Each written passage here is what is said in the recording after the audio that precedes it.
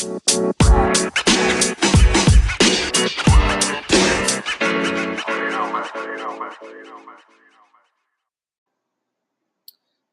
right, everyone. Welcome back to another episode of the Business Blast podcast. I'm your host, Tyler Wagner. Today I have John Willkom with us. He is the best-selling author of Walk On Warrior and the director of consumer packaged goods at NetRush, an e-commerce retailer that helps brands succeed online. So welcome to the show, man. Thanks for having me, Tyler. Really appreciate it. Of course. Grateful to have you on. So, John, the first one I got for you is, what is the best story from your life that has an underlying valuable message? I'm going to go back to my days. So I was a college basketball player at Marquette University. My college basketball coach, Tom Crean, walked into the locker room at halftime of a game that we were losing. And I hadn't made an appearance at all in the first half of the game. So he busts through the door. The first thing he says is, "John Willkom, stand up." And at first I thought, me? Like I haven't played a second in the game. He then proceeded to call me out for my effort all week in practice and how it had hurt the team because I hadn't been focused during the week. And at the time I was really upset because I thought I can't contribute to the outcome of the game if I'm not playing. But years later I realized that the message was pretty simple, which was simply, you matter to our team. And no matter if you're the best player in a team or an organization, or the last guy on the bench, what you do every day matters.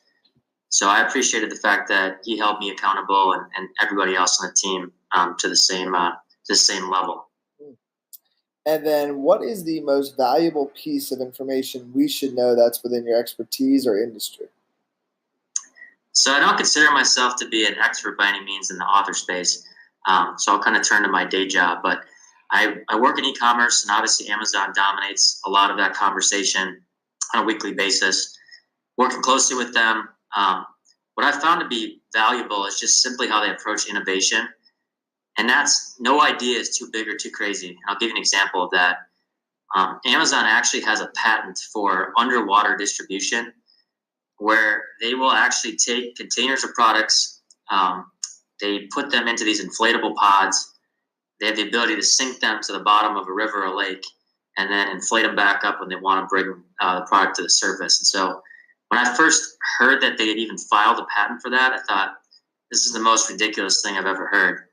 But in a time where space is limited and the company's quest is obviously to sell everything under the sun, it's not the most far-fetched idea. And I think it just points to the fact that they want every idea out on the table, no matter how big or crazy.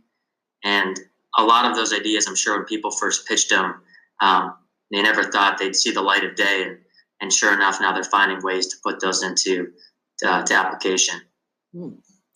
And then, what is your best piece of overall business advice? So not necessarily industry specific.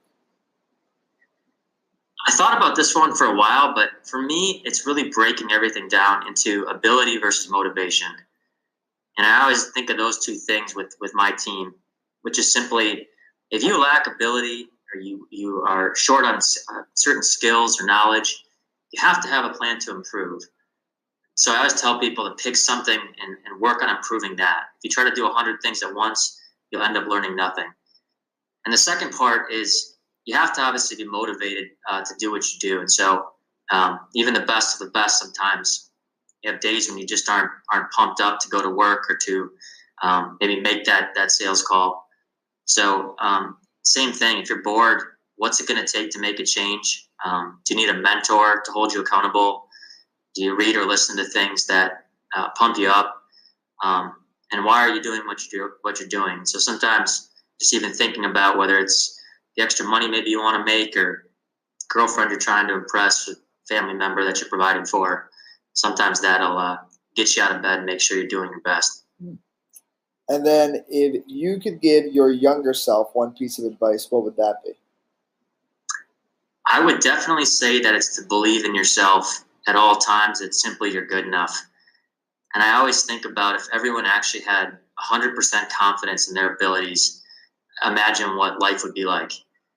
I think most people go through most of their life seeking assurance or approval from the people around them. And some of us have great managers, mentors, people around us that help us get the most out of those abilities. But for a lot of us, you need to either seek those things out, or you need to find ways to self-manufacture that confidence. Because again, I just think there's too many people that go through most of their life and just never think that they're good enough at whatever they do, and then they've done it for 50 years, and then they realize they were good enough the whole time. Uh-huh.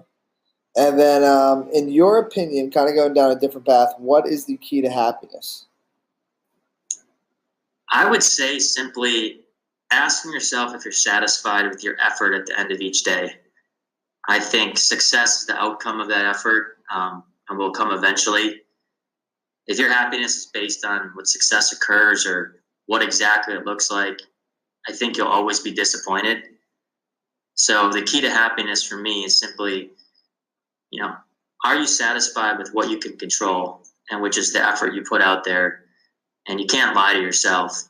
And so how many days do you truly go to bed at night and say to yourself, great job, I really worked hard and smart today to accomplish my goals? I think if you could say those things, you'll be a pretty happy person. And then what is the best book that you've read, and what was the number one thing you learned from that? My favorite book is called Open by Andre Agassi. Even if you're not a tennis fan, what I learned from the book was that the story was hardly edited. It's not filtered like every social media channel out there. And just that ability to be raw and real when you tell people exactly what went down and how you actually felt about it. I feel like it's often uncomfortable as a writer to do that.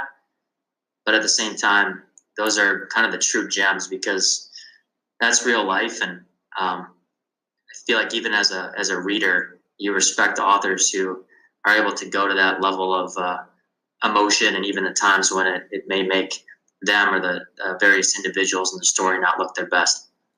And then what is your favorite quote and why? My favorite quote is, every day you're either getting better or getting worse. You never stay the same. I love it, man. Dude, thank you so much for coming on. The last one I got for you is, where can our audience best find you online? You can follow me on Twitter at John Willkom, or LinkedIn. And also, I'd encourage everybody to check out my book, which is Walk On Warrior. It's been a best-selling book in the basketball category on Amazon for the previous 9 weeks. Awesome, brother. Thank you again for coming on. Thanks so much, Tyler. Have a great week. The podcast you just heard was made using Anchor. Ever thought about making your own podcast? Anchor makes it really easy for anyone to get started. It's a one-stop shop for recording, hosting, and distributing podcasts. Best of all, it's 100% free.